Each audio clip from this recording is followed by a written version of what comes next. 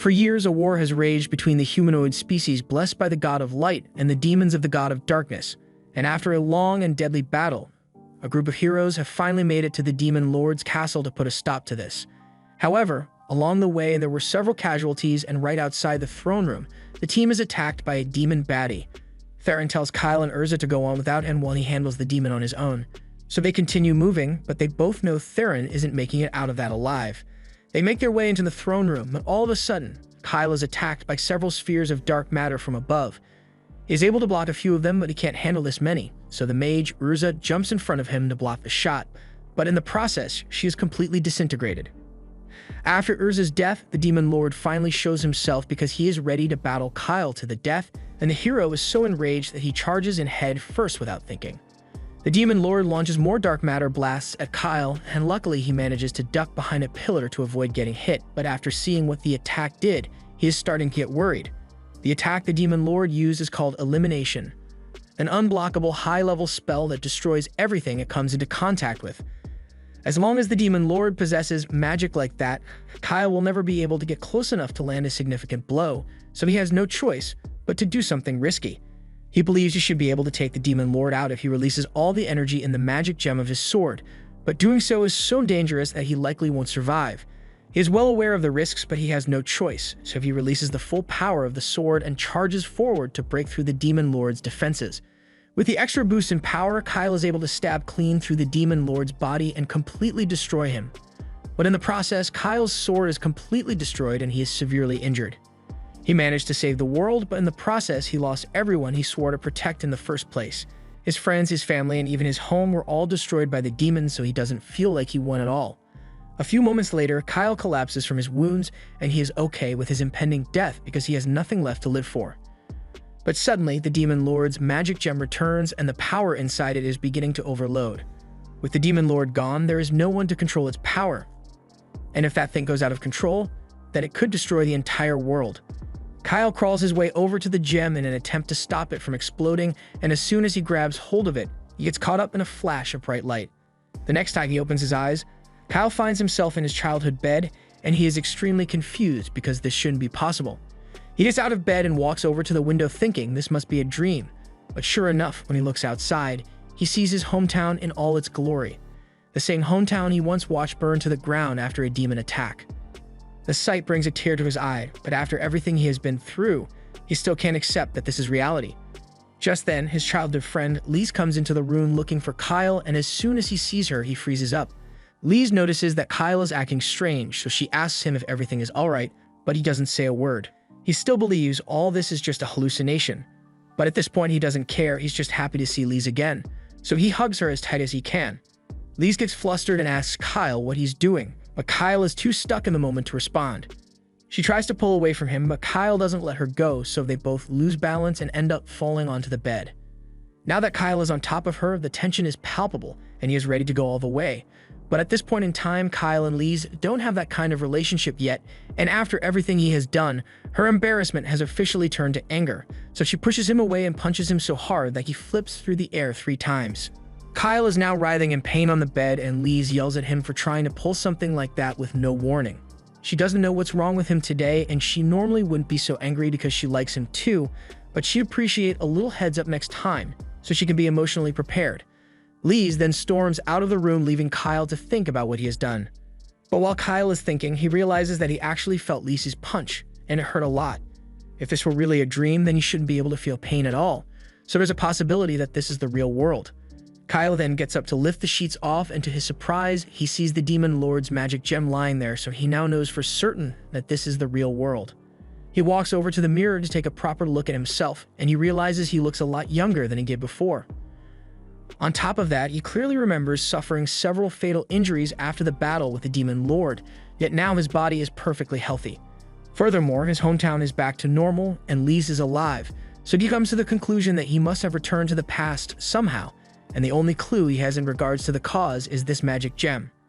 He knows the Demon Lord's magic power was immense, but even then, a spell that allows you to return to the past should be impossible to create. Just then, Kyle's stomach growls because he hasn't eaten yet, so he heads downstairs to get some food. When he walks into the kitchen, he is surprised to find a full meal laid out for him, and he realizes that Lise must have made it for him before she left. He remembers how Lise would often come over to cook for him since he and his mom never had the time, and he is very grateful for her help. He sits down and pulls out a bowl to taste the food, and he absolutely loves it. It has been years since he has gotten to eat proper food since on the battlefield. He had to survive off calorie rations in the middle of nowhere. A few minutes later, Theron comes downstairs because he's hungry too, but once he sees all the empty plates in front of Kyle, he realizes he was too late. Kyle even finished the entire pot of stew too, and while Theron is complaining about all the food being gone, Kyle thinks about how absurd this whole thing is. Up until a moment ago, the two of them were fighting alongside one another against the Demon Lord, but he ended up sacrificing himself so Kyle could finish their mission. Theron notices Kyle staring at him, so he turns around and asks him if something is wrong. Kyle snaps out of it and says he's alright, but he still doesn't know how far into the past this is, so he asks Theron what year this is. Theron is a little confused since that's an odd question to ask, but he tells Kyle that today is the 24th of May in the year 2823. Kyle can't believe what he just heard, so he asks Theron if he's sure that's today's date, and Theron tells him he is serious. Today happens to be Kyle's birthday, so Theron says he will forgive him for finishing all the food, but he is still starving, so he plans to go get something to eat from Lise. Although, he's probably going to have to get down on his knees and beg before she'll agree to feed him. Something like this is pretty normal for Theron since there's no such thing as pride when it comes to food for him. But while he's doing that, Kyle stays in the kitchen because he has to put some serious thought into his next move. If he really has returned to the past, then he's going to need to talk to his mom about this. He heads out to the shed and goes down into the library to find his mom, and when he finally spots her, he's happy to see her again, but he can't get the image of her brutal death in the future out of his mind. His mom is surprised to see him because Kyle never comes down into the library at night, but he points out that it's already morning, so she must have spent the entire night reading without realizing it. She apologizes for spending so much time down here, but that's not why Kyle came. He tells her he actually has a question about magic theory, and as one of the few archmages in the country, he figured she'd be the best person to ask. His mom says she'll gladly listen to his question, so Kyle asks her if there are any spells in the world that can send a person back in time. Kyle's mom answers, saying spells like that do exist, and he is surprised because he has never heard of a time spell before. His mother goes on to explain that not much is known about time magic, and while they know it exists, no one would be able to use it. The reason the spell can't be used is because it requires an unfathomable amount of magic power, so there isn't a mage in the world who could possibly pull it off. And even if the greatest mage in all of history were to attempt the spell with every ounce of magic in their body, they would barely be able to travel a single second back in time. Kyle asks if it would theoretically be possible to travel years back in time with the help of a magic item, and now that his mom thinks about it, using a magic item to store power would make time travel possible. But it would take over 1,000 years to store that much energy, so she doesn't think it would work. Kyle asks her if it'd be possible for someone to use the Forbidden Rite, but his mother is more concerned about how he knows of that spell in the first place. Kyle makes up an excuse and says he just read about it in a book and he'd never even dream of attempting it.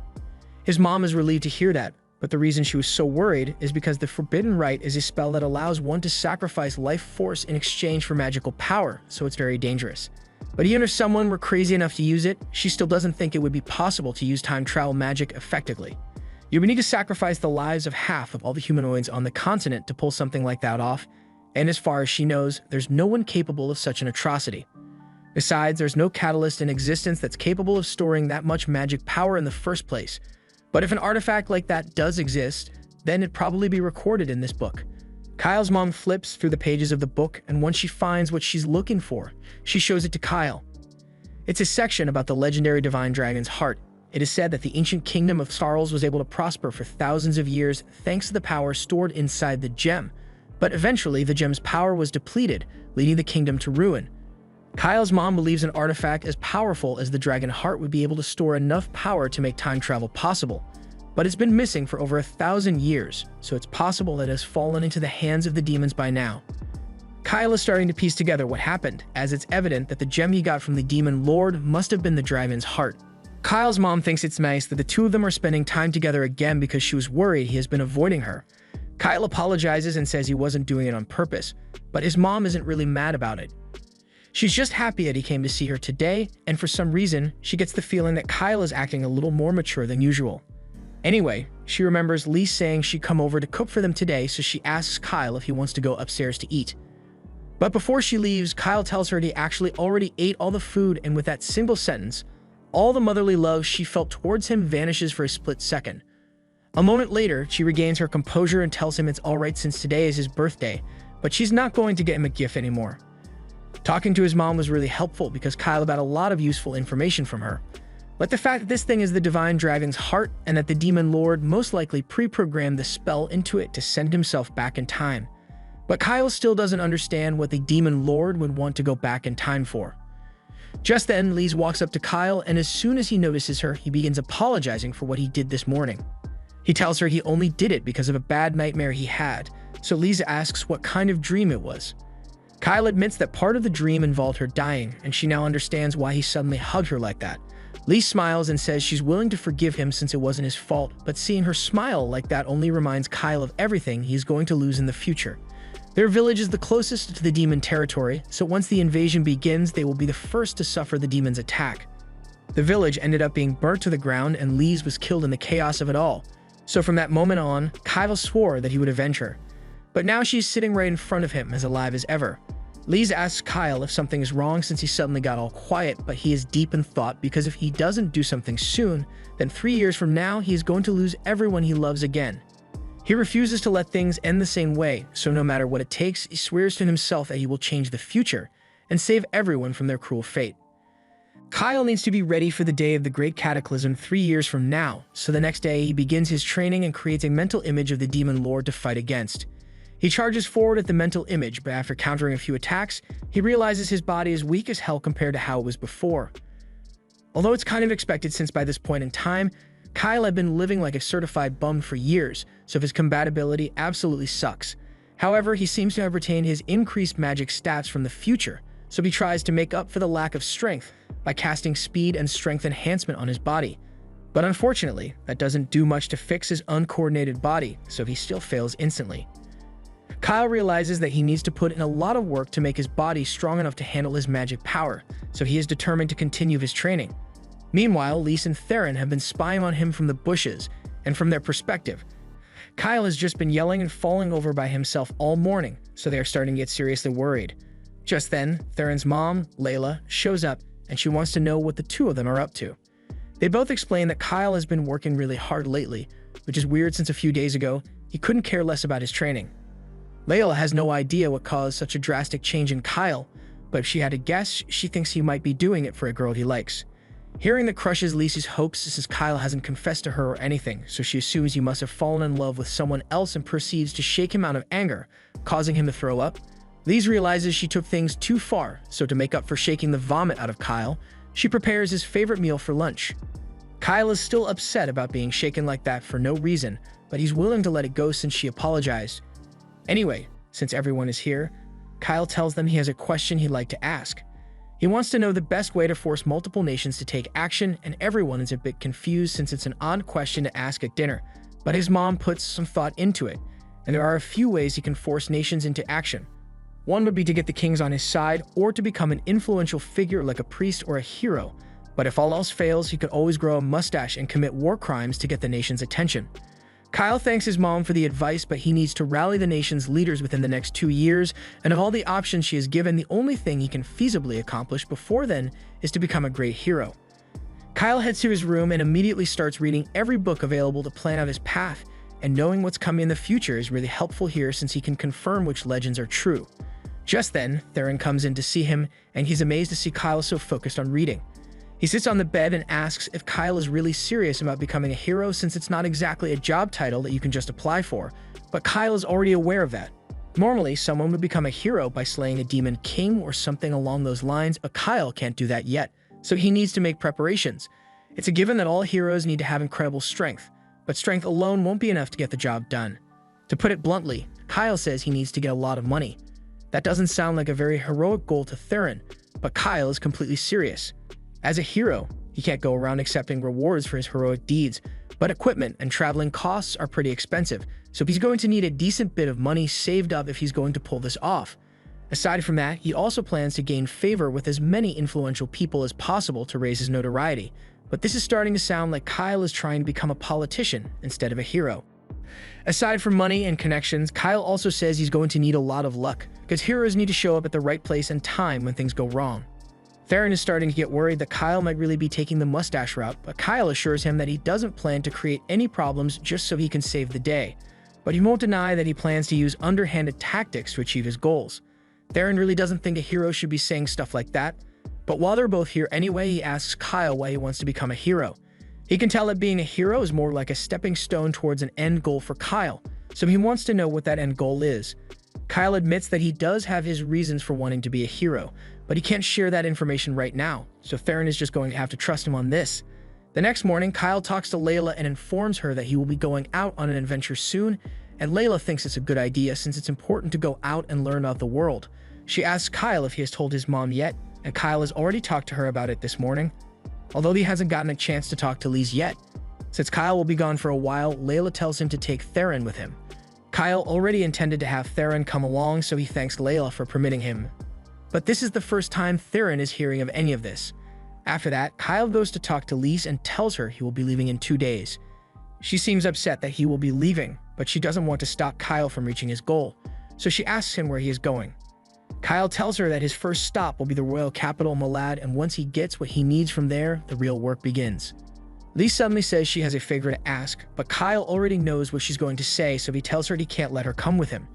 She asks him why she can't come even though Theron is going with him. She has been training hard with the Oracle Warriors, so she assures him that she won't be a liability. Kyle says he just wants to be sure that she's in a safe place, and Lise is about to argue, but before she can say another word, Kyle kisses her and says that when he returns, she will be the first person he visits, so he just needs her to have some faith in him. Lise was so flustered by the kiss that she can't argue anymore, so instead she tells Kyle that as long as he promises he won't do anything reckless out there, she is willing to wait for him. The next day, Kyle needs to go shopping for supplies for his trip, so he asks Lise to come with him, but while they are both in town, Lise spots an elf over by one of the stalls. Lise is intrigued because it's unusual to see an elf in this part of the country, but Kyle is even more intrigued because this isn't just any elf, it's Urza. Kyle recalls all the time he spent with Urza in the future and how she loved him so much that she told him her true name, which is a really big deal among elves. He is so stunned by the sight of her that he accidentally blurts out her name, Exis, but he probably shouldn't have done that since in this time, Urza has no idea who he is, so the fact that a random human knows her true name puts her on edge, and she's about to draw her sword on Kyle. Kyle doesn't want Urza to make a scene, so he grabs her arm and tries to get her to calm down, but nothing is working, so he's forced to use her true name to put her to sleep. Urza then falls into Kyle's arms, and that takes care of one problem, but now Kyle has to deal with Lise, who saw the whole thing. Kyle says he has a perfectly good explanation for this, but I mean, from Lise's perspective, he just walked up to a pretty elf girl, put her asleep in the middle of the street, and is now probably going to kidnap her, so he can't really talk his way out of this. After taking Urza back to his house, he tries convincing her that she imagined him saying her true name, but she isn't dumb enough to fall for that. She knows she heard him say it, but the only people who are supposed to know her true name are her parents, so she demands to know where Kyle learned it. Kyle can't exactly explain that 4 years from now, he and Urza become lovers, and she eventually tells him her true name, and even if he did, there's no way she would believe him. Urza threatens to kill Kyle to make sure he doesn't tell anyone her true name, but Kyle asks her to please wait because he will explain everything to her eventually. Urza can't believe Kyle is asking her to trust him with something as important as her true name, so Kyle offers an alternative. He says he is willing to perform an application of the contract with Urza to prevent him from using her true name for evil. Contracts like these are usually formed between humans and spirits, but in special cases, they can be used to bind two people together. The terms of this contract will be that Kyle isn't allowed to reveal Urza's true name to anyone or use it for evil purposes, and if he breaks the terms at any point, then he will immediately die a painful death. Urza is surprised that Kyle is willing to stake his life on this, so she decides to trust him for now, but she currently isn't able to form the contract since she would need a full moon for that, and the next full moon is in 3 weeks, so she says she'll have to stay in town to keep an eye on Kyle until then. However, Kyle tells her that he's actually leaving town tomorrow, so Urza is forced to join him on his journey since she can't risk letting him out of her sight. The next day, everyone has packed their stuff, and they are about to set out, so Kyle says goodbye to his mom. Lise is also going to be joining Kyle now because she doesn't trust him enough to let him travel alone with Urza after how weird he started acting when he first saw her. The group eventually begins their journey, and Theron almost immediately starts flirting with Urza since he wasn't expecting such a pretty girl to randomly join their party. However, Urza insists that she isn't a part of their party, she's just coming along because she has to stay near Kyle until they've formed their contract. But no one was actually listening to her. Anyway, with Urza and their party, Kyle says they don't need to head to the royal capital right away anymore. Instead, they are headed for the Sumgard Mountains to find the Magic Queen's labyrinth. Theron doesn't think it's worth going since they've all heard the legends and that labyrinth is so large that they'll never be able to find the treasure in there. Kyle assures them that they don't have to worry about that because he has prepared a detailed map to lead them through the labyrinth. Kyle made the map using the memories of his adventure through the labyrinth in the future. But since the labyrinth is still uncharted territory at this point in time, the others find it hard to believe that Kyle managed to get his hands on a genuine map, so they think he got scammed. Urza feels kind of bad for Kyle, so she makes up something about the paper being 1,000 years old magic tree paper to make it sound more genuine.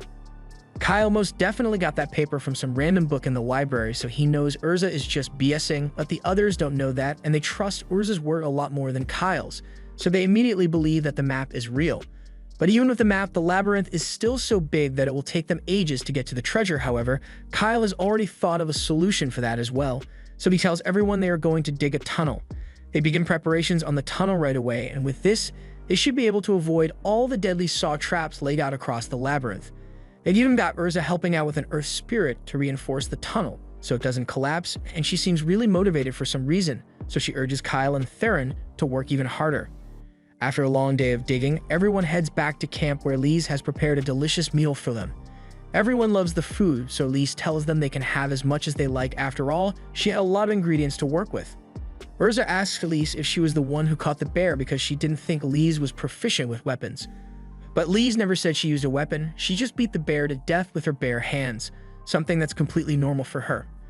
After dinner, Urza uses some of her spirit magic to create an artificial hot spring in the middle of the mountain, so she and Lise take a soak in it, and while they're in there, Kyle has to do everything within his power to stop Theron's degenerate butt from jumping over the wall to peep.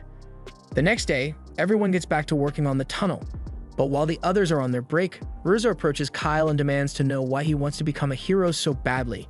She knows the others haven't been prying for answers from him because they trust his judgment, but Urza doesn't trust him at all. She wants to know what's driving him to work so hard because no ordinary person would go so far just to become a hero. This entire time while working on the tunnel, Kyle has been wearing rings that make his body 9 times as heavy as usual, yet he hasn't once stopped or complained. She asks if his reasons for doing all this have anything to do with how he knows her true name, but before Urza could get a response, Kyle's shovel strikes the wall of the treasure vault, so he cuts Urza off and asks her to go get the others. Once everyone has arrived, Kyle kicks down the wall and they are greeted by a massive pile of treasure. Theron is overjoyed because with this amount of money, he's never going to have to work again. But while he is busy swimming through the gold coins, Kyle sneaks off on his own because there's a secret treasure hidden in this labyrinth that he needs to find.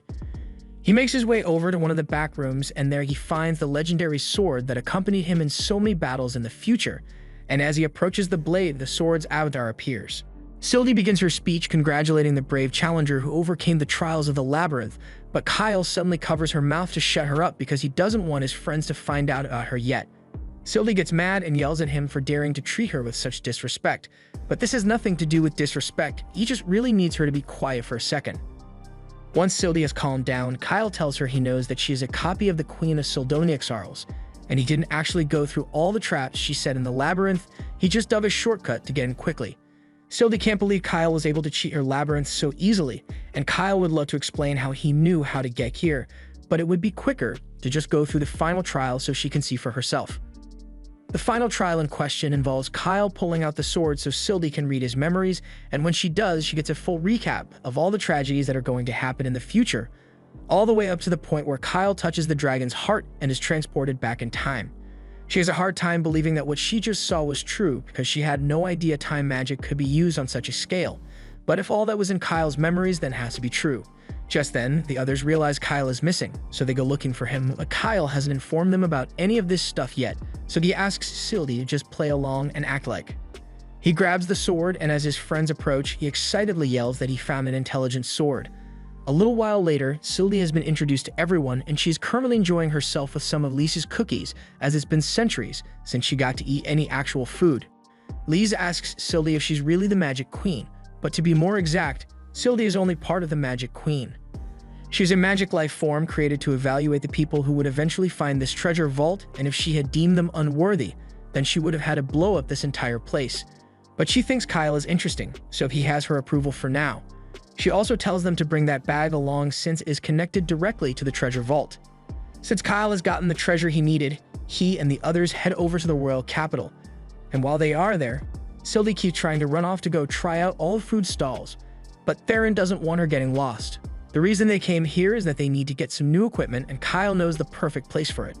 He leads everyone to a weapons store in the middle of town, and this place is pretty exclusive, so when they walk in, the receptionist asks them if they have a recommendation letter or something because kids like them could never afford to buy this stuff here. Kyle recalls that this store requires a membership fee to get service, but with how much treasure they have now, the membership fee isn't something he needs to worry about. He hands the receptionist some gold coins from the treasure vault, and the receptionist can hardly believe what Kyle just gave him, but he did pay the fee, so he tells Kyle and the others they can head in now. Once they are inside, they are introduced to the owner of the shop, Fezba, and he offers to help them pick out the gear they need. Sylvie notices a few swords on the wall, and she recognizes them as some of Melanis's work. Fezba is surprised that she can tell that from just a glance, but she's right. These swords were made by the great craftsman, Melanis, from ancient times. However, Sylvie has actually met Melanis before, and his work wasn't the best, but he threw a tantrum every time she criticized him. Fezba is confused by what Sylvie just said, but before she can say anything else, Kyle steps in and drags her away because they can't let anyone find out that she's the Queen of Magic. Anyway, Fezba begins showing everyone around the shop, and for Kyle, he suggests this set of dragon-scale armor, handcrafted by dozens of underpaid workers and loaded to the gills with resistance magic. Kyle really likes the practicality of the armor, so he decides to buy it, and Fezba is shocked that he made the decision so quickly because this thing is really expensive. Kyle asks Theron if he'd like to get a set of dragon armor as well, but Theron doesn't want to wear a matching suit with Kyle, so he says he will get something else. Kyle is fine with that, and since everyone is here already, Kyle tells them they can grab anything they think they'll need. The others grab things like spirit bracelets, gauntlets for Lys, and arm gear for Theron to boost his power, but it does absolutely nothing for his charisma. Now that they've gotten all the equipment they'll need, Kyle asks Fezba if he has any magic stones in stock, so Fezba shows him one of his most popular items. It's a magic stone enchanted with explosion magic, so it is very useful in offensive combat. Explosion stones are great, but Kyle is actually hoping for something that would be effective against reptile-type monsters, so Fezba shows him a magic stone enchanted with a cold spell. Lizards are weak to the cold, so this should be fairly effective against them. However, it is difficult to enchant a magic stone with a cold spell, so these are rather expensive. Kyle doesn't even bother asking what the price is, he just says he wants to buy every single cold stone that Fezba has in stock. He also wants all of Fezba's healing potions as well, and Fezba is speechless because buying all those potions would cost an astronomical amount of money. Kyle agrees that it's a bit impractical because it would take ages to carry all the coins here. So instead, he just plops a bag of gems worth 10 million coins on the table and says they'll call it even. After that, Kyle and the others leave the store, but Theron is a little worried that rumors about them being rich might start spreading, and they wouldn't want the IRS knocking at their door. Kyle tells him he doesn't have to worry about that because they are leaving the capital tomorrow, but the others are surprised as they didn't know their stay here would be so short. This is the first time Lys or Theron have ever been to the capital, and they want to make the most of it, so Theron runs off to go live his big city dreams, and Urza tells Lys that she'll show her around town. Sylvie also tries to run off to try some more snacks, but Kyle stops her because there's something the two of them need to discuss while the others are gone. Kyle takes Sylvie back to the inn, and once they are inside, he asks her if she thinks the future can really be changed, but Sylvie thinks his question is dumb because the future was never set in stone to begin with.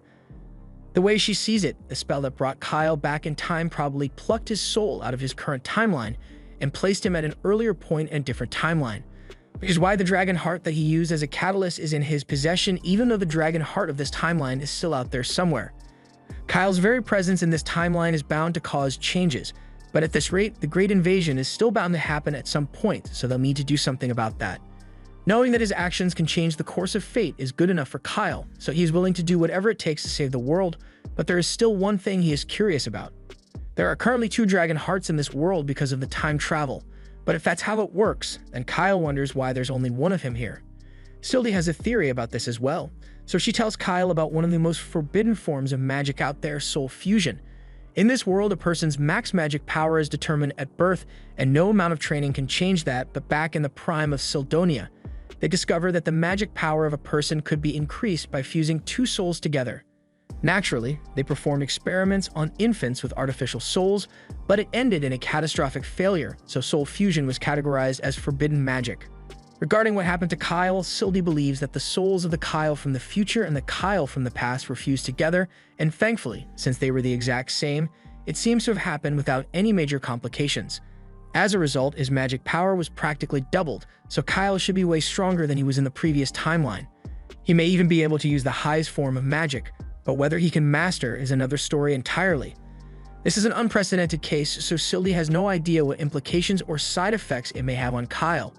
With that said, she tells him she'll give him advice if anything comes up, so he had better tell her as soon as he feels anything off.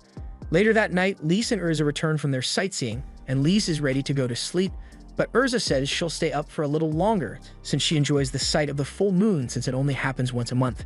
Hang on, the only reason she's here is because she had to stay near Kyle until the full moon so she could perform the contract, but she completely forgot, and the night is almost over so she has to find Kyle quickly. Kyle was out in the forest training with Sylvie when Urza suddenly comes running up to him. She reminds him that tonight is a full moon, so they need to do the contract ritual now. Kyle had completely forgotten about that, and he's still willing to go through with the contract, but he has been training for hours already, and he was just about to go to sleep, so he asks her if they can just do it next month instead. Urza refuses because she can't just leave things as they are, so Kyle eventually agrees and Urza begins drawing the contract circle. While she was growing up, Urza always saw the contract of application as a sign of commitment between lovers, and she'd always see it done at the weddings in her village, so she had hoped she would get to experience it one day. But she never could have expected that it would happen like this. She eventually finishes drawing the circle, so she tells Kyle she's ready to begin. However, Kyle has been asleep for a while now. Urza yells at him to get up already because they need to get this done before the night ends, so Kyle wakes up and the two of them stand in the middle of the circle. Kyle recalls how he and Urza performed the ceremony back when they got married in the other timeline, so after he vows not to use Urza's true name for evil, he steps forward and kisses her. Urza is so stunned that she doesn't react initially, but when she finally processes what's happening, she pushes Kyle away and demands to know what he thinks he is doing. Kyle doesn't understand why she's so upset since this is just the final step of sealing the contract, but Urza tells him that there's only a kiss at the end when the contract is being done for a marriage, and this wasn't meant to be a marriage contract, so Urza is pissed. The next morning, Kyle and the others start leaving the capital. Lise notices that the others look awfully tired. Kyle says he and Urza were up late at night because of a little incident, but Urza doesn't want to talk about it. As for Theron, he was up all night trying to get a girlfriend, but even though he's rich now, he had no such luck. Anyway, the group is headed for Arkan now, but Kyle didn't want to explain why, so he just told everyone that Sylvie has a prophetic ability that said they should go there. Upon arriving in Arkan, the group just so happens to show up right when Princess Melina is having a town visit.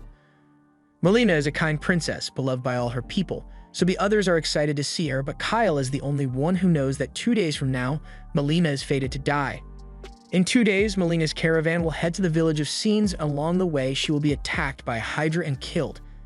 Scenes was recently attacked by Hydras, so Melina's plan was to go there to show her support for the region, which ultimately led to her demise. Kyle thinks what happened is the natural result of her poor choices, since going to the village of Scenes while it's still dangerous, even out of kindness, was a dumb decision. Sylvie asks if it's possible that Melina was assassinated, and it was covered up to make it look like a monster attack, and Kyle admits that there were rumors that Melina's brother, Prince Karanes, was behind it, but no evidence was ever found regarding his involvement. It was ultimately deemed an unfortunate accident, and Kyle plans to use that unfortunate accident to his advantage, so he can become a hero. But he's going to have to be careful about how he does it since he needs to make it look natural when he saves her. But he has no idea where or when exactly the attack will happen, so he's going to have to keep an eye on the princess. Just then, Theron walks in, and he's disappointed because he just spent the last few hours trying to figure out Princess Melina's route for tomorrow, but he found nothing. Kyle is surprised and asks why Theron is so interested in Melina's route, so he explains that he plans to follow Melina around, and the second she gets into danger, he will swoop in to save her so she falls in love with him. Kyle is disappointed that he came up with the same plan as someone like him. But to be clear, Kyle explains that he's not following Melina for any creepy reason, he just has reason to believe that she might be in danger, so he needs to make sure she stays safe. Theron gets excited once he realizes that Melina really is in danger, because that means as long as he stalks her long enough, he's gonna get a chance to save her life. The next morning, Melina's caravan leaves, so Kyle and the others are waiting out in the forest so they can keep tabs on her. However, Urza asks Kyle how exactly they are going to do that when they can't get close to Melina without drawing too much attention. Fortunately, Sylvie has the perfect ability for the job, so she transforms herself into a hawk and flies onto Kyle's shoulder.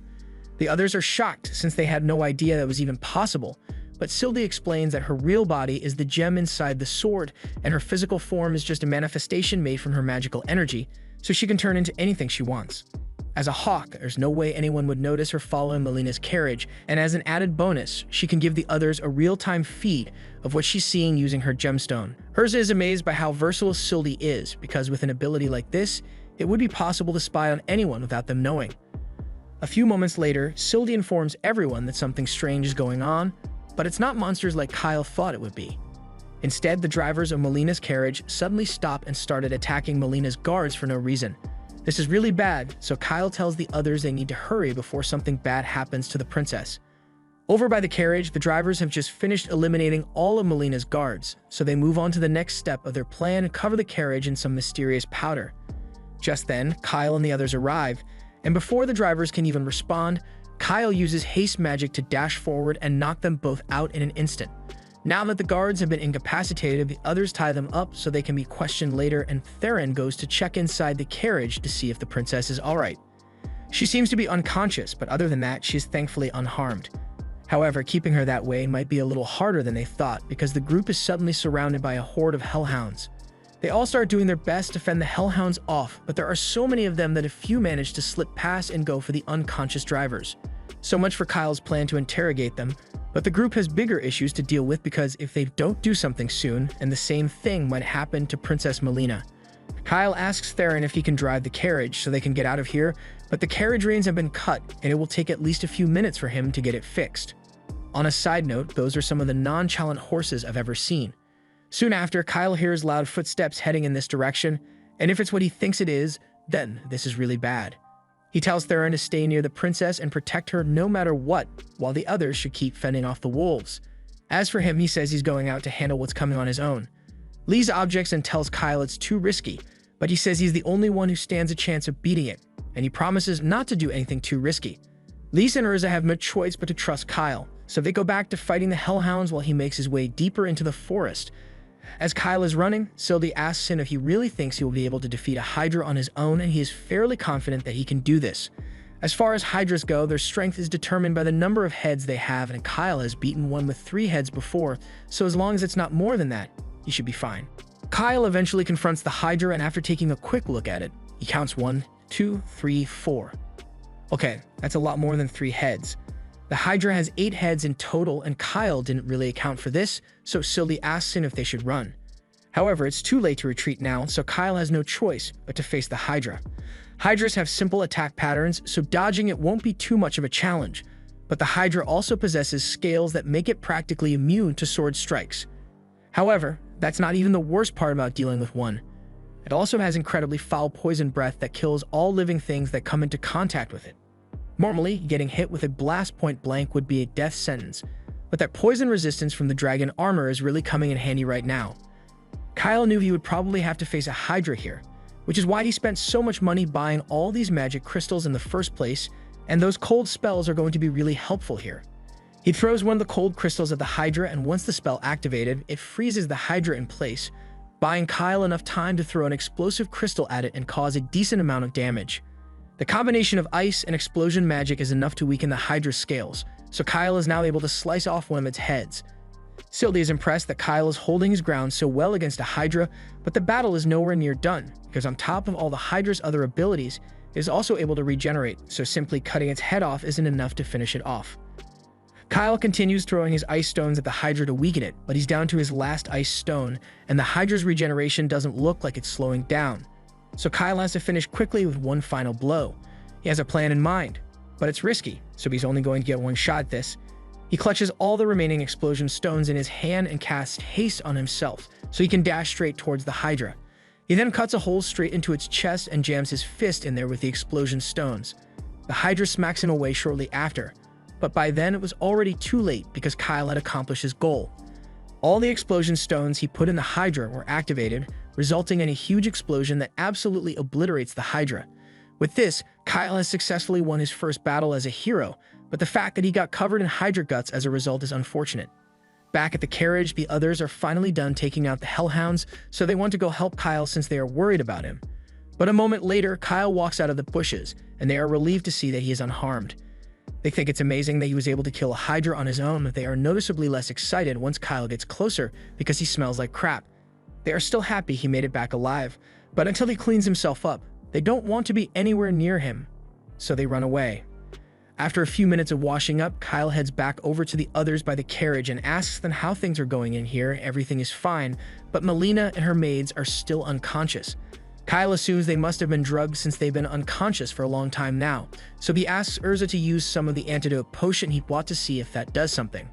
While Urza is doing that, Farron takes a look around the carriage and he finds a strange bag just sitting on the floor outside. Kyle assumes the drivers must have used the powder inside to lure the monsters here so they kill Melina and make her death look like an unfortunate accident. So in other words, when Melina died in the past timeline, it wasn't just an unfortunate accident, it was a carefully thought out assassination. Meanwhile, back in the city, Prince Carnes and the Knight Captain are in a dark room together, and when one of the cards on the table goes dark, Zentos says it's time to send a squad out to confirm whether the mission was successful or not.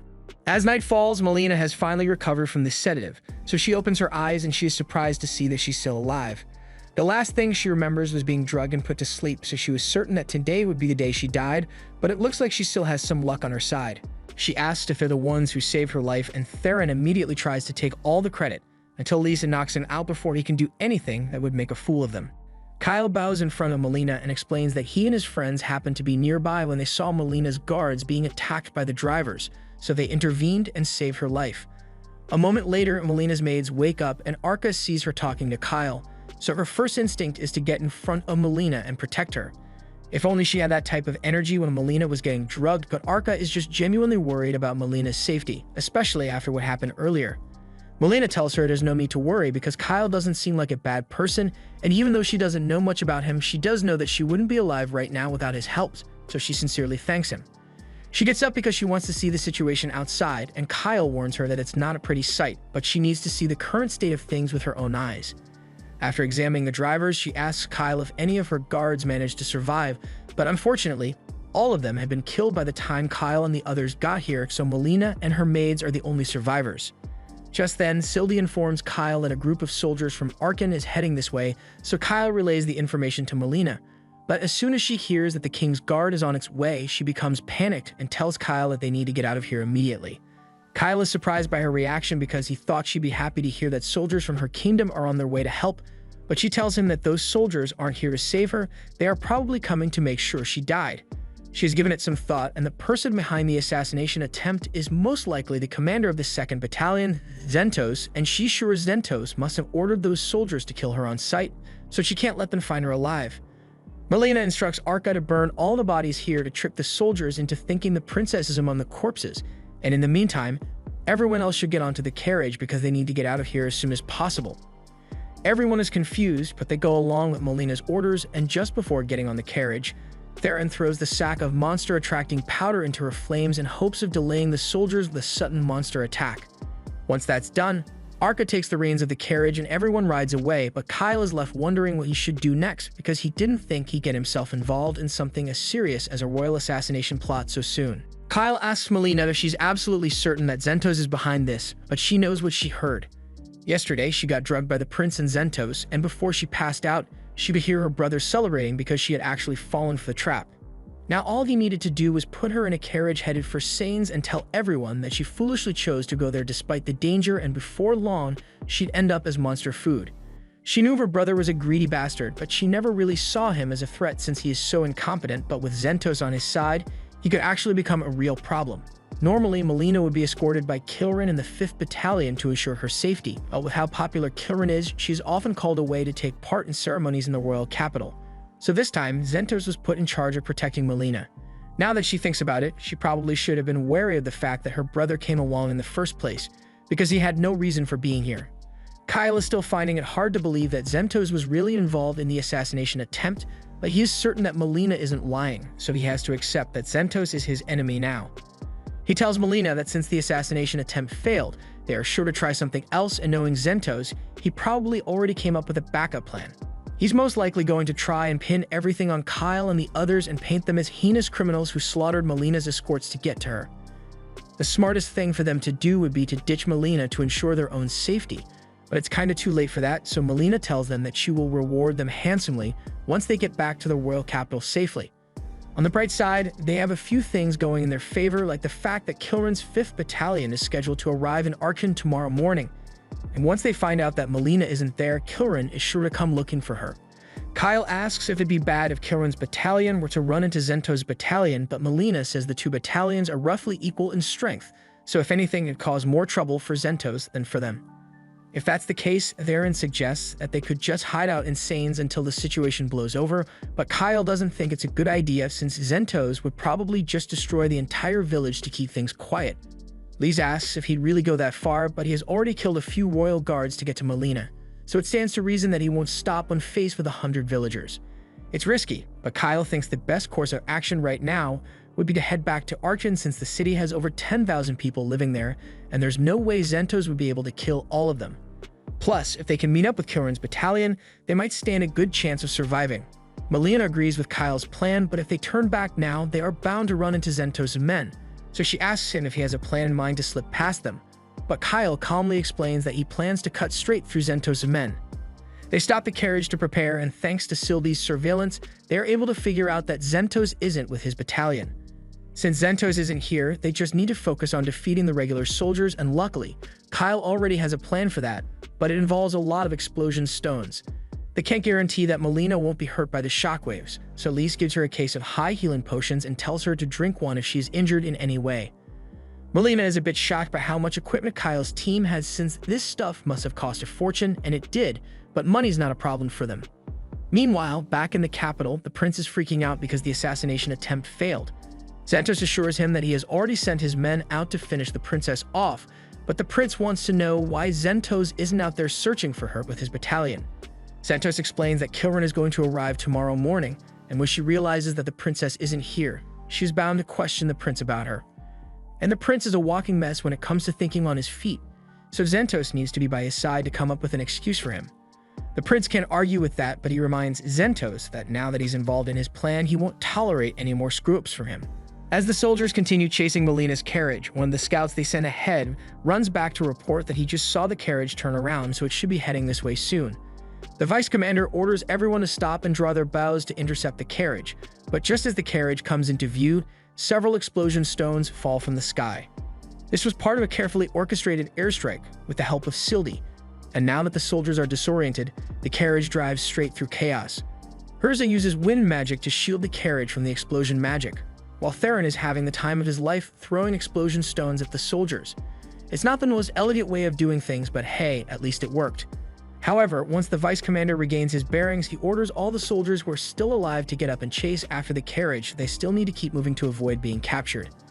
Unfortunately, as a result of all the explosions, one of the carriage's wheels was blown off, and there's no way they'd be able to fix it in time, so they are going to have to continue without it. Lise tells the princess and her maids that they can ride on the horses, and Kyle plans to use Urza's Wind Walker spell to boost his speed enough to keep up with them on foot, but there's no way they'd be able to outpace the remaining soldiers like this. He says someone is going to have to stay behind and act as a decoy, and that someone is Theron. Theron has been busy trying to see if he could fix the carriage, but then Kyle tells him that it's his job to slow down the royal guards, and before Theron even gets a chance to complain, Kyle and the others have already started leaving. Soon after, the soldiers catch up to Theron, and to their surprise, they see him waving a white flag and yelling that he doesn't want to fight. The soldiers are curious, so they stop to see what Theron is up to, but it really looks like he just plans to surrender because he bows down and starts begging for forgiveness. He tells them that this whole thing was Kyle's idea, but he ditched him here, so if they let him go, he promises not to cause them any more trouble. He even offers them a huge bag of gold in exchange for his life, but as soon as the vice captain realizes that the princess isn't here anymore, he tells his men to just kill Theron so they can continue moving. Back on Kyle's end, Urza asks him if it was really alright for them to leave Theron behind because those soldiers definitely aren't going to spare him. Kyle admits that he would have preferred doing things differently so no one would have had to die, but this was the only way. Urza can't believe Kyle was really willing to sacrifice his best friend for the sake of the mission, but that's not actually what he meant. Urza would know this since it hasn't been long since she met Theron, but he is actually way stronger than Kyle or Elise. Meanwhile, Theron has just beheaded the battalion's vice commander, and his whole pathetic surrender was just a ploy to get them to lower their guard. Now that the soldiers are rattled, he takes off all of his gravity training weights and gets ready for a quick 1 versus 30. In less than a second, Theron dashes forward and effortlessly slices the heads off 3 of the soldiers. Afterwards, he runs back in to do the same to the rest of the soldiers. A few of the soldiers try to sneak up on him from behind, but Theron was already prepared for that, so he throws an explosion stone at their feet. The resulting explosion scares the soldiers' horses away, so now there's no way they can escape. Kyle explains to Urza that Theron may lack an aptitude for magic and have a questionable personality, but when it comes to sword skills, Kyle couldn't hold a candle to him. He never slacks off with his training, and he is always wearing those gravity bracelets to push himself. On top of all that, he's an extremely ruthless fighter, so Kyle would never want to have to face him in combat. However, if Theron is such a disciplined fighter, then Urza asks why he's always acting so goofy, but that's mostly just an act he puts on to make people underestimate him. Granted, he is still pretty weird regardless. Kyle has full confidence that Theron will win that battle, but up against 30 royal guards, Theron is going to have to go all out with lethal force. Kyle had hoped to resolve this without killing the soldiers since they are just following orders, but things don't always work out the way you intend. After several minutes of battle, there are now only 8 soldiers left and Theron is starting to get tired, so he drops his sword and tells them they don't need to fight anymore. All he wanted to do was slow them down, and by now he has bought enough time for Kyle and the others to make it back to Archon. So his job is done. Besides, by now the soldiers must have realized that they aren't strong enough to defeat him, so if they leave, he's willing to let them go. The soldiers think about it for a second, and they really aren't getting paid enough to do this, so they all pick up their injured comrades and start limping away to get help. However, Theron can't leave any loose ends behind, so even though he said he would let them flee, he throws another explosion stone at the soldiers and rushes in to finish off the survivors. That seemed unnecessarily brutal, but Kyle did mention that Theron is a ruthless fighter. Meanwhile, back in Archon, Zentos realizes that someone must be interfering with his plan because he hasn't gotten any updates from his men. He decides to go out to see what happened for himself, so he leaves a few soldiers in charge of the prince and rides into the forest. Sylvie spots Zentos heading straight for the group, so she warns Kyle that a powerful knight is approaching, but a moment later, Zentos notices Sylvie and blasts her out of the sky. Kyle immediately realizes it must be Zentos since no one else would have been able to notify Sylvie or shoot her down with such accuracy, so he tells Melina to go hide in the woods for the meantime. He also asks Urza and Theron to take Melina and run if anything seems strange, but Zentos is the greatest knight in Zergus, so Melina asks Kyle if she's sure he can beat him alone. Kyle admits that he would have preferred to avoid fighting Zentos altogether, but right now, he doesn't have a choice. Melina has been wondering about this for a while now, but Kyle keeps speaking about Zentos almost as if he knows him personally, so she asks him if there's something he's hiding from her. Kyle doesn't know what to say here, but luckily Melina backs off because she doesn't want to be rude to the man who is risking his life to save her.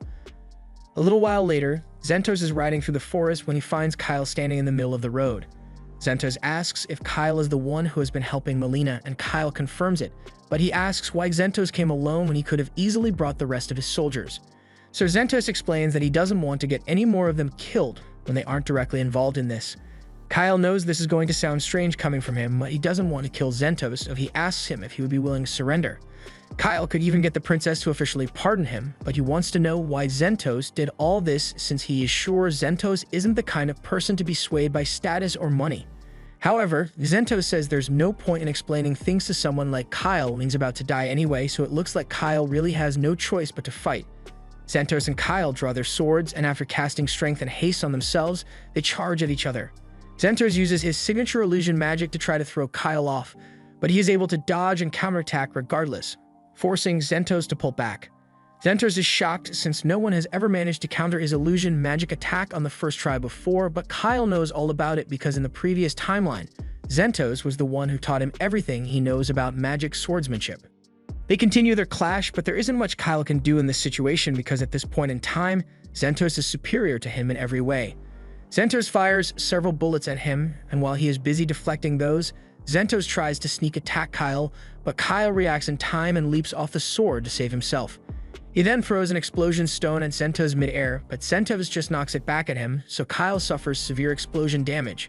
While he is still recovering, Zentos tries to take advantage of the situation to finish him off, but once again, Kyle reacts in time and is able to parry Zentos' attack. However, when they clash blades this time, Zentos' sword begins to crack because Kyle's sword has greater durability. Xentos is forced to back off for now, so Kyle once again asks him if he is willing to surrender because he doesn't want to see Xentos die, but he has already made his decision, and nothing is going to change his mind now. Xentos realizes he doesn't have much time left, so he needs to make a move soon so he can finish Kyle off once and for all. They both charge at each other one last time, and in a fraction of a second, Xentos managed to parry Kyle's sword, leaving him wide open for a fatal blow. However, when Xentos brings his sword down on Kyle, it shatters into pieces because Kyle had hidden the dragon tear in his armor, and that thing is practically indestructible. Now, Kyle has the upper hand, but even with the shattered sword, Xentos refuses to give up, so he attempts to shank Kyle with what's left of his blade. However, Kyle has already regained his footing, so once Xentos gets close, he brings his sword down to finish this once and for all. Before the strike lands, Kyle has a flashback to the time he spent with Xentos in the previous timeline. After a long day of training, Xentos confided in Kyle that he had always served the royal family, and he was proud to fulfill that role. But at this point in time, the kingdom of Zergus had already fallen. Kyle honestly never had a good impression of the king of Zergus, and Xentos agrees that the king wasn't a suitable ruler, but nevertheless he swore his life in service of the kingdom. However, now that Zergus has been destroyed, Xentos was no longer bound by that oath, so he felt that he could finally be free.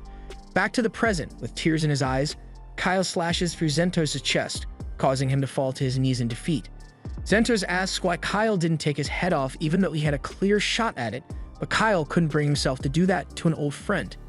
However, the chest slash is still very much lethal, so Xentos passes away shortly after. Kyle knows this is a victory, but he is still devastated because the reason he began this mission was because he wanted to save all the people he treasures the most, and Xentos was one of those people.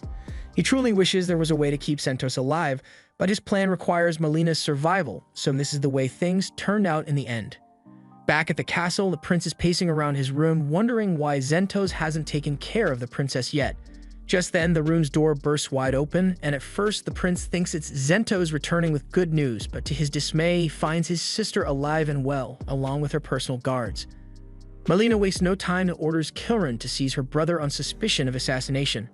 She even authorizes the use of force to interrogate him, so as Melina leaves the room, you can already hear the sounds of Karn's getting beaten up for what he did.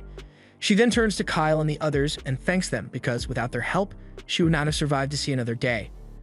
To show her gratitude, she asks them to accompany her to the royal capital so she can properly thank them, and upon arrival, they are invited into the castle. Lise and Urza are both amazed by how fancy this place is, and Silly can hardly contain herself when she sees all the delicious sweets laid out in front of her, so she digs right in. As for Theron, he's over there in the corner, flirting with one of the maids. Kyle apologizes to Melina for the lack of etiquette, but Melina doesn't mind. Just then, her father enters the room, so Melina runs over to hug him, and the others slowly realize that if this man is Melina's father, then that must mean that he's the king. They immediately get up to show their respect, but the king tells them there's no need for formalities because right now, he's not here as a ruler, he's here as a father to thank the people who saved his daughter's life. The king says he is disappointed that Karns would do such a thing, but he can't help but wonder why Xentos would assist Karns with a plan like that. Melina hasn't been able to figure it out either, but she believes that another nation or demons might be involved somehow. However, there's no way to confirm that now, so it's pure speculation.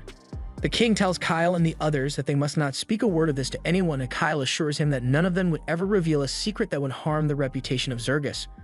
Melina also tells the king that it's okay to trust Kyle's team, so he takes their word for it. Not long after, details of the incident are released to the public, and the official story states that both Melina and Karns were attacked by monsters on their way to Sains, and a lot of royal soldiers were slain in the process. But thanks to the efforts of Kyle and his group, Melina was unharmed and Karns survived with only a few injuries to his face, so he will be recovering in a different country for now. A little while later, it is time for the official awards ceremony to thank Kyle and his friends for their brave heroism, so the king prepares to present them with the Saint's Medal. Today would come to be known as the first appearance of the hero, and the first step of Kyle's plan is finally complete. But there's still one more thing he has to do. Later that night, the king is drinking alone in his room, and he is cursing Karns and Xentos for being absolutely useless. At this rate, he is inevitably going to have to hand the throne over to Melina. And when that happens, he has no doubt that she will build a better kingdom, but he doesn't want that. If Melina ends up becoming a great ruler, then the king will end up as a forgotten relic of the past, and he can't stand the thought of being second to his own daughter. He decides that he needs to come up with another plan to get rid of her, but as soon as he says those words, he is grabbed from behind by Kyle. Kyle has always known that King Ramones was an incompetent leader, but he had no idea he was the kind of man to kill his own daughter out of jealousy. In the previous timeline, after the invasion began, Kyle made a suggestion to Romanus to aid the dwarves in the next kingdom over to preserve allies for the fight against the demons. However, Romanus wanted to use it as an opportunity to extort the dwarves, so he withheld aid until they were in serious danger, and by then, it was already too late. That was one of the many mistakes that Romanus made, which ultimately led to the fall of the Zergus kingdom. Kyle initially wasn't going to hold a grudge against Romanus for something he hasn't done yet, but after hearing Zentos say that he failed to accomplish the mission Romanus gave him, Kyle has changed his mind. In hindsight, it makes perfect sense because Zentos was unwaveringly loyal to the royal family, so the only one who could send him to kill the princess would be the king. So even though Zentos probably didn't want to, his duty to the king compelled him to obey his orders. Kyle drags Romanus out onto the balcony, but Romanus shows no remorse and says everything would have worked out fine if Melina had just died. But that kind of thinking is why Kyle detests Romanus. Zentor's only crime was devoting his life to such a fool, and Kyle refuses to let his reign of idiocy continue any further. Melina is a bit of a schemer, but she's actually smart, so she'd do a much better job than someone like Romanus who is only interested in self-preservation. Kyle then pushes him off the balcony, sending the king falling to his doom, and Kyle was careful to leave no evidence of his presence. So after the royal guards investigated the incident, they came to the conclusion that the king must have gotten drunk and accidentally fallen off the balcony. However, they couldn't release that story to the public, so as far as everyone else is concerned, the king suffered a heart attack in his sleep. The next day, Kyle and the others are having lunch out in the city, and by now, they've all heard the news of King Romanus' unfortunate heart attack. Urza thinks it's a weird coincidence that the king happened to suffer a heart attack the day after their awards ceremony, but Theron doesn't really care. He's just glad that the king didn't die a day earlier because then they would have had to wait for their awards ceremony. Kyle isn't having lunch with the rest of them because he is currently having a discussion with Melina, and she informs him that she is engaged to the third prince of the Gargan Empire. Kyle had no idea about this, but apparently the Zergus Kingdom and the Gargan Empire were once in conflict over the state of Karen. So to resolve the issue, a deal was struck where Zergus would get control over Karen, but in exchange, Melina was set to marry one of the princes of Gargan. However, she is thinking of calling the whole engagement off because this isn't a good time for her to get married. Kyle asks what will happen to Karen if Melina breaks the engagement deal, but she says Karen will remain as a vassal state of Zergus. Officially, there is no correlation between the engagement and the governance of Karen, so Melina can simply tell them that the circumstances have changed. With that said, she wants Kyle to go inform the governor of Karen for her since she doesn't have time to do it herself. Later that night, Kyle is deep in thought, so Sylvie comes out and asks him what's wrong. Kyle tells her that he isn't sure how Gargan will react to Melina calling off the engagement, so it's hard for him to make a plan for it. Sylvie can see that Kyle is really worried about this, but she thinks there's something he's overlooking here. Like the fact that Karen may be facing some major problems right now. This is all speculation, but despite the fact that the king of Zergus is dead, the governor of Karen didn't make an appearance, so something must be happening over there.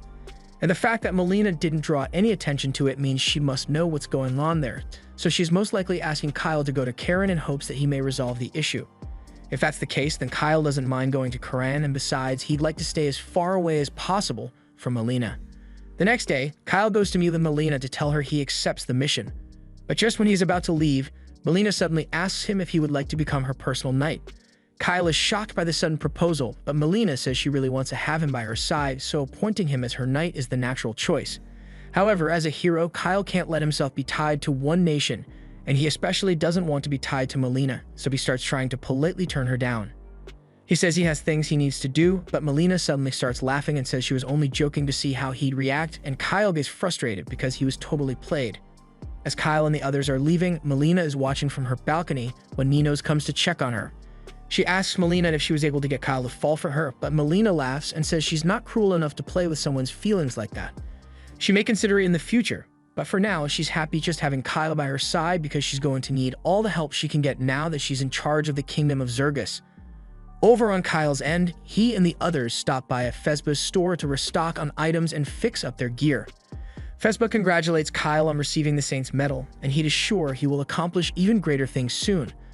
On that note, Kyle tells him he will be heading to the city of Karen soon, so any information on the area would be much appreciated. Fezba has heard quite a bit about Karen, but the situation there really isn't good over there. Karen is essentially run by the Blacksmith Guild now, and they've been causing a lot of trouble, so trading with them has been difficult. With that said, the items made in Karen are of incredible quality, so they may be able to find some good weapons over there. Theron thinks it's a good idea since he has been meaning to get a new sword, so they all begin their journey to the vassal state of Khura'in. The group eventually arrives at the city of Khura'in, and it really does live up to the title of a mining city because it's practically built into the mountain here. However, Sylvie comes out and informs them that the mountain was actually built around the city, not the other way around. She was around back when the city was originally founded, and it was initially flat, but when they found high-quality ore veins hidden beneath the surface, they used magic to push the earth upward so they could access those veins. That's how the mountain ended up here. Just then, the group notices something flying overhead, so they look up and spot the Wyvern Knights of the Gargan Empire. Sylvie is impressed that the Empire has managed to tame wyverns, but Kyle is more concerned about why they are here in the first place. He just hopes it has nothing to do with them. They make their way into the city, and after presenting their identification, Kyle asks to talk to the ambassador of Zergus here in Khura'in. While the guard is confirming the details, the others take a look around the city, but Urza seems a little uncomfortable because elves don't have the greatest relationships with dwarves. Just then, the Zergus ambassador arrives to greet the party, and when she introduces herself as Miranda, Kyle goes mute because he recognizes her from the previous timeline, and he had no idea she was working as an ambassador at this point in time. Lise notices that Kyle is staring at Miranda way too much, so she snaps him out of it, and he informs her that they have been sent here to deliver a message from Queen Melina. Miranda invites them inside, and after looking over the official documents, she confirms that they were indeed sent by the Queen, but she has to admit that they are the strangest-looking envoys she has ever seen. Although even the current state of turmoil within the kingdom, compromises are to be expected, especially with Melina in charge. Speaking of which, Miranda wants to personally thank Kyle and the others for saving Melina's life the other day because Melina is one of Miranda's close friends and she would have been devastated to lose her. Anyway, she knows they are here to meet Governor Bax of the Gargan Empire. But unfortunately, Bax has been bedridden for weeks now, so even she hasn't been able to get an audience with him. Every time she tries to get him to talk to her, she's always told that he isn't taking visitors in his current condition. But as governor, he has an obligation to meet with any envoys from the Queen, whether he wants to or not. So with Kyle and the others here, he will be forced to meet with them. Miranda tells them to follow her outside, but Kyle notices that she brought along a concerning number of guards for something that's meant to be a routine visit. Since this is just meant to be a negotiation, Theron doesn't really have anything to do, so he tells Kyle he's going to break off from the group for a while to do his own thing. Kyle doesn't mind, but he tells Theron to make sure he gets back before nighttime. As they approach the Gargan embassy, Miranda warns Kyle and the others that once they are on Gargan soil as representatives of Zergus, they won't be able to interfere whatsoever, so she wants Kyle to exercise due caution. Just then, the ambassador of Gargan happens to show up, and it's clear that he and Miranda hate each other, but their words could spark a civil war if they're not careful, so they both have to be fake nice to one another. Along with the Gargan ambassador, the second highest sorcerer of the Gargan Empire is also here, and he introduces himself as Alzard Vine. He notices Kyle standing there, and he doesn't recognize him, so he asks what business he has with the governor, and Kyle explains that he is here as an official emissary of the Queen of Zergus. After hearing that, Alzard pieces things together and realizes that Kyle must be the famous hero who saved Melina. He has been particularly interested in meeting Kyle because he used to be classmates with his mother, and the two of them had spent a lot of time together researching magic back in the day. He extends his hand for a friendly handshake, and while Kyle is a little hesitant at first, he ultimately decides that Alzard seems friendly enough, so he shakes his hand and says it's nice to meet him. But the look on Alzard's face tells me his intentions aren't the best. Both groups head over to see the governor, but just like with Miranda's previous attempts, they are stopped at the front door and told that Governor Bax refuses to take any visitors at this time. Miranda gets really upset because that's what the guard has been telling her for the past 2 months, and she's getting sick of having to beg to see the governor. The guard understands Miranda's frustration, but he's just doing his job, so he promises to inform the governor that she came. Miranda warns that if Bax isn't ready to fulfill his duties, then she's going to have to appoint a new governor, but for now she'll give him 2 days to get his act together. In the meantime, she informs Alzard that Bax isn't available for a meeting right now, and Alzard definitely seems disappointed, but he accepts it and walks away. Miranda is surprised by how easily Alzard gave up, and she's convinced that he must have known about Melina calling off the engagement. Coercion is one of the Empire's main tactics, so Alzard was probably sent here to try and strong-arm the governor into conceding to the Empire's demands. He probably also wanted to use the opportunity to curry favor with Kyle since he's an up-and-coming hero, so she tells Kyle to make sure he doesn't fall for Alzard's flattery. She also plans to appoint a new governor who is better equipped to contend with the Empire's tricks, or at least one that can manage to get out of bed every once in a while, and she has the perfect person in mind. a former member of the Blacksmith Guild and arguably the best blacksmith in Khura'in. Meanwhile, Theron is busy looking around the city, hoping to find a good sword for himself, but nothing here seems particularly exceptional, so he's not sure what to get. And to make matters worse, blacksmith cities don't have many girls around, so there's no one for him to flirt with. Just then, Theron hears someone scream, so he goes to take a look and finds a cute girl being grabbed by a group of guys.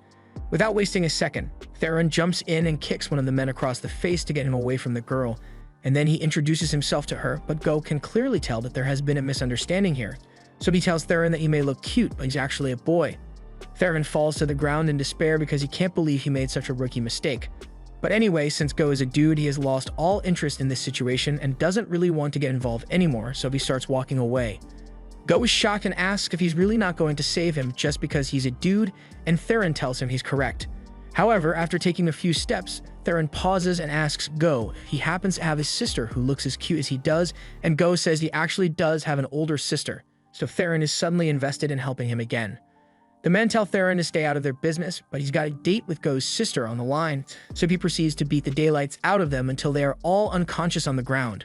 Go is really impressed since he was prepared to just run away while Theron distracted the men, but he didn't expect him to be able to beat them all on his own. Either way, he thanks Theron for his help and introduces himself as a local artificer. Theron is surprised that someone as young as Go can make magic items, but that aside, he wants to know why these guys were attacking him to begin with. Go reluctantly admits that they were debt collectors, and at first, Theron thinks Go must have been saddled with debt from his gambling-addicted parents, but no. Go's the one who got himself into debt, and it's entirely his fault. Basically, a client hired him to make a special artifact, and Go had already received the payment for it, but he wasn't clear about how long it would take. So when the client found out that it'd take 10 years to finish making it, they were understandably upset. Theron realizes Go might have deserved to get beaten up for that one, but it's not like he cares about the morality of the situation as long as he gets a date with Go's older sister. But about that, Go tells Theron that his older sister is actually married, so she probably won't go on a date with him. Upon hearing this, Theron falls to his knees in defeat again, and he asks why Go didn't mention that at the start, but he was worried that Theron wouldn't help him if he told the truth.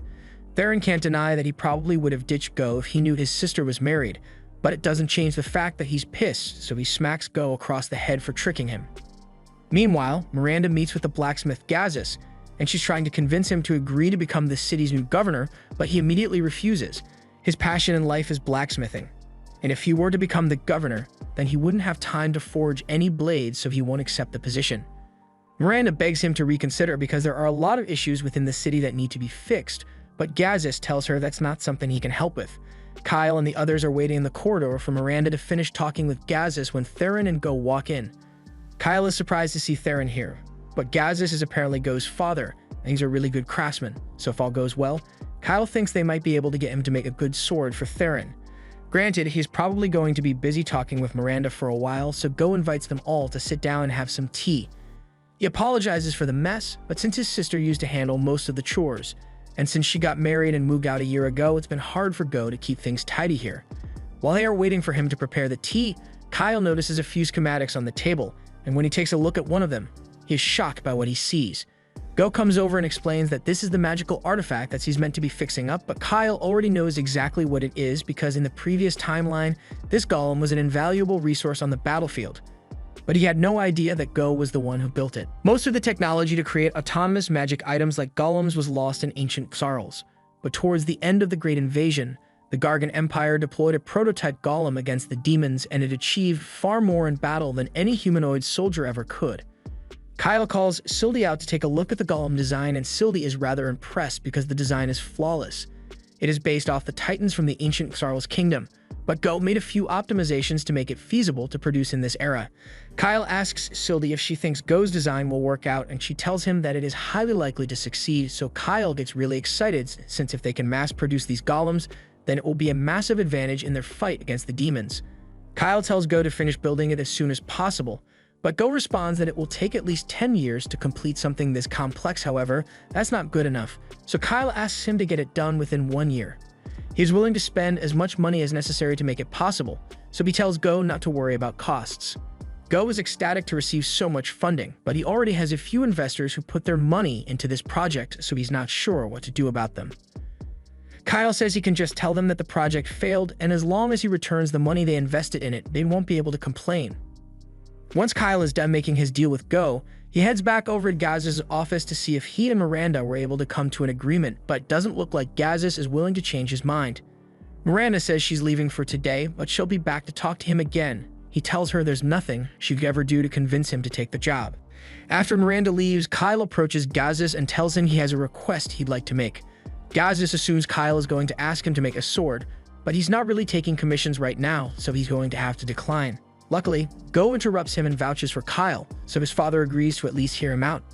Kyle tells him he is looking for a sword for Theron, since his current one isn't good enough, but Gazis is surprised to hear that since he recognizes the blade as the work of Adios, and there aren't many people capable enough to call a sword like this inadequate. Theron says he'd ideally want a sword similar in quality to the one Kyle has, but when Gazis takes a look at Kyle's sword, he is speechless because even among all the ancient blades from the Carl's kingdom that he has seen, only one other blade is comparable to this, and even then, this one is far better. As much as he hates to say it, he currently isn't capable of creating a sword similar to this one, so he tells Kyle and the others that they are going to have to leave for today. Theron is disappointed that he couldn't find a sword, but Gazis did mention that he has seen something like Sylvie before, so they decide to come back tomorrow to ask him about it. The next morning, Kyle gets a visit from Alzard, but it's not for any official reason. He just wants to have a chat with the son of his old friend. And of course, if Kyle is wary about being alone with him, then he is welcome to invite Miranda and his friends along. He even offers to let Kyle ride one of the wyverns, and Kyle is surprised since the wyvern riding technique is a trade secret of the Gargan Empire, but Alzard doesn't think telling Kyle will be a problem since it was his mother who originally developed the technique. Even though he's a lot older than her, he has always looked up to Kyle's mother because her talent was nothing short of legendary. Later that day, Kyle and Miranda head to the Gargan embassy to take Alzard up on his lunch offer. But as they approach the meeting room, Kyle suddenly feels a familiar chill down his spine, and upon opening the door, he finds Alzard's severed head on a plate with a demon standing over him. Demons control the other half of the continent, and for the past 300 years they haven't launched any attacks, so human nations have more or less let their guard down. Most people wouldn't even be able to recognize a demon at first glance, but Kyle has all the demon characteristics burned into his memory, so he knows what he's talking about. The demon opens her hand to reveal a set of sharp claws, and she immediately charges at Kyle to eliminate all witnesses. But to her surprise, he intentionally sacrifices his arm to block her strike. And then while her claws are stuck, he punches her in the gut with some light magic. The demon is knocked back, winded, and confused because she wasn't expecting to face a human as capable as Kyle here. Kyle laughs and says he could do this all day, but that was a lie. He didn't put on any armor on his way over here. He doesn't have much magic right now, so he can't cast many spells, and he forgot Sylvie at home, so his offensive ability is limited to his hands. However, the demon doesn't know this, so she carefully weighs her options, and she really doesn't want to risk fighting Kyle at the moment, so she jumps out a window instead and disappears into the city. Upon later investigation, it was discovered that Alzard wasn't the only victim of the demon attack today. Roughly half of all the officials present in the Empire's embassy were killed, but strangely, there were no witnesses to any of the murders, and no one ever heard so much as a muffled scream. Meanwhile, back in town, Sylvie is helping Go with her research for the golems, and things have been going really well since Sylvie has a lot of first-hand experience with ancient tech. He says he managed to accomplish a month's worth of work in a day thanks to her help, but Sylvie tells him he's just as impressive for being able to learn so much at such a young age. A little while later, they are all taking a break in the dining room, and Go apologizes for making Lise do all the cooking, but she says it's fine since she's used to looking after Kyle and Theron. But speaking of Kyle, Go hasn't seen him all day, so she asks the others if they know where he went. Urza tells him that Kyle is busy having lunch with one of the officials from the Empire, but the rest of them don't really like formal events, so they decided to stay home for this one. Just then, Theron sighs in disappointment because the whole reason they came here today was to ask Gazis about the sword he mentioned yesterday, but he's been out all day and Go has no idea when he'll be back. Since they are here anyway, Theron asks Go if he knows anything, so he thinks about it, and he is fairly certain that Gazis was talking about the Holy Sword, Ran when he mentioned a sword as good as Sylvie. The Holy Sword was forged in Kuran 2,000 years ago by a dwarf widely known as the best smith in the land. Legend has it that the hero, Randolph, used the sword to slay the demon king and bring peace to the land, which is how it got its name. From what Go knows, the Holy Sword should be somewhere in the city right now because he remembers his father saying he saw it once. Theron perks up at the new revelation, so he asks if Go knows where he can find it, and he tells him that if the sword really is in Karen, that it's probably in Governor Bax's possession. As soon as Theron hears this, he starts scheming ways to steal the sword from the governor, but when he looks out the window, he suddenly stops and in a serious voice, he asks Go if he has anyone who'd want to hurt him. He can't think of any enemies he'd have aside from the investor he backed out on, but according to Theron, the house is surrounded and all the men are bloodlusted, so they definitely aren't here to chat. He grabs his sword and tells the others he can handle most of them, but there's still a chance that some might make it inside, so it'd be best if they stayed on guard. Go asks if there's anything he can do to help, but since he's not much of a fighter, he'd only get in the way, so Sylvie tells him to come hide with her in the back room. Meanwhile, outside, the assailants all get into position to begin their raid on the house, but as soon as they are about to open the door, Theron knocks it off its hinges and blows one of the attackers away without realizing it. He then turns to the one left standing and cheerfully announces that he will be the one they torture for answers once this whole mess is taken care of, so he's only going to be knocked out for now. As for the rest of them, he hopes they made funeral arrangements in advance. While Theron is busy cutting down the attackers up front, two manage to sneak in through the back of the house, but they are immediately confronted by Lise and Urza. Urza realizes that the attackers are using blades coated in strong poison, so a single scratch would be enough to immobilize either of them. She warns Lise to be careful not to get hit, so she takes a deep breath and proceeds to piece the attacker up like prime Mike Tyson. As for Urza, her guy tries to stab her with a knife, but she uses a water spirit to stop the attack, and then proceeds to drown the guy midair until he loses consciousness. They both went a little overboard, but thankfully, the two guys they knocked out are still alive, so they tie them up and wait for Theron to come back in. And Go is both impressed and terrified by how easily they were able to beat them up, so he's going to keep his distance for a while. A little while later, Theron returns with the guy he kept alive, and he's glad to see that the girls are done in here as well, so it's time to start the interrogation. He sets the attacker down on the floor and asks him to tell them why he attacked this house. The guy seems reluctant to answer, so Theron warns him that it's in his best interest to spill the beans because the girls behind him are sadistic torture experts. He's totally making this up, but he's too invested to stop now, so he tells the attacker that Lise specializes in turning any household items into a torture device, whether it's knives, forks, or even a ladle. She's also not scared to cut up every inch of your skin, and just when you think it could get any worse, she rubs salt and hot sauce in your wounds. It gets so bad that he'll surely beg for death, but they have tons of healing potions here, so Urza will keep him just on the edge of death to prolong his suffering as much as possible. The guy has been thoroughly traumatized, so when Theron leans in and tells him that as long as he answers their questions truthfully, he won't have to experience any of that agonizing pain, he jumps at the opportunity and starts snitching. He tells them that they were hired to kidnap Go, but Theron isn't fully convinced since the attackers were awfully bloodthirsty for kidnappers. The guy explains that their employer told them that they could kill anyone who got in their way, which is why they were so hostile. Now that Go takes a moment to think about it, he remembers hearing a report about people going missing all over town, so that must have been the work for the attackers. Theron asks the guy what happened to all the other people who got kidnapped, and he swears that he doesn't know anything because their instructions were to take the people to an old abandoned house on the edge of town, and they never hear anything about it after that. Theron realizes that the person behind all this must be really powerful to have covered everything up for so long, so he asks him. The man isn't sure who his employer is, but he has an idea of who it might be. However, before he could say another word, Theron yells for everyone to get down as a huge explosion rips through the walls of the house.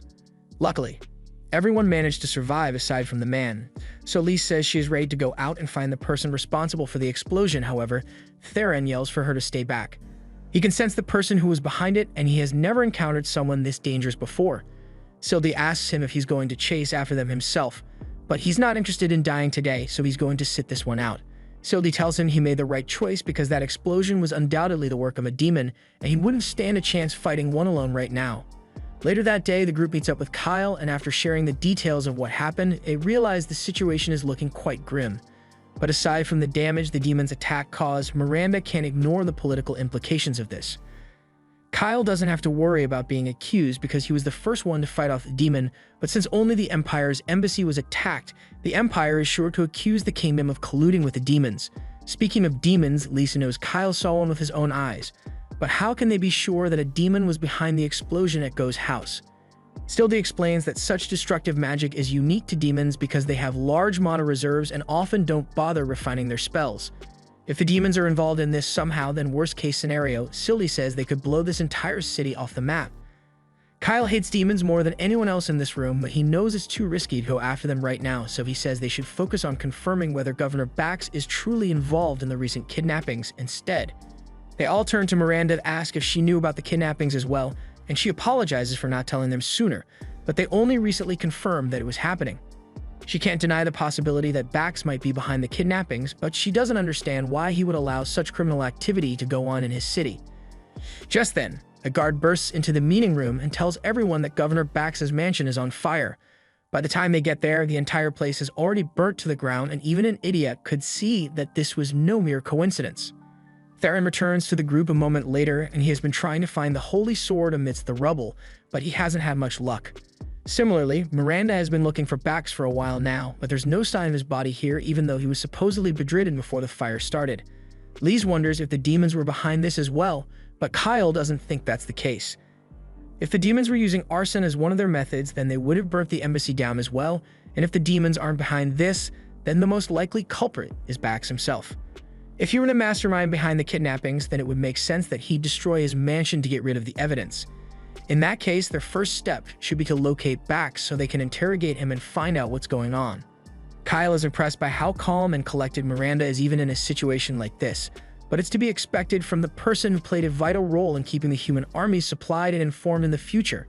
Just then, Go happens to show up, and everyone is surprised to see him here since they all said he should wait with the guards for his own safety. Go apologizes for not listening to them, but he heard about the fire and got worried, so he had to come see it for himself. Kyle and the others are surprised that Go would be worried about the governor, but that's not why he's here. Earlier today, Bax summoned Gazis to his mansion, and Go hasn't seen his dad since then, so he is concerned that he might have been in there when the fire was started. The others are shocked to hear that and come to the conclusion that Bax must have targeted Gazis because he was a candidate to become the next governor. But as soon as those words are said, Miranda has a mental breakdown and falls to her knees because it's all her fault. Gazis kept telling her he didn't want to be the next governor, but she kept trying to force the role on him, and now he might be dead because of her. Kyle understands why Miranda would be upset about this, but he wouldn't have expected her to be so distraught over Gazis' disappearance. Just then, he has a flashback to a time when he and Miranda were drinking together, and she told him all about how she once had a lover whom she cared about deeply, but due to her selfish actions, she ended up getting him killed, and he realizes that the lover she mentioned must have been Gazis. A little while later, Kyle is looking after Miranda, and based on what she told him that night, this must be the incident she was talking about. If that's the case, then Gazis really is going to die if nothing is done, so Kyle thinks back to see if he can recall any useful information. On that night, after Miranda had drank herself into a coma, Kyle was taking her back to her room when he heard her mention how she wishes she had found the secret underground passage sooner, because then she might have been able to save Gazis. And that's all the information Kyle needed to hear, so he gets his gear ready and tells everyone he's heading back to Bax's mansion to investigate something. And they all agree to tag along. This was the end of episode 8. Subscribe to not miss the next part.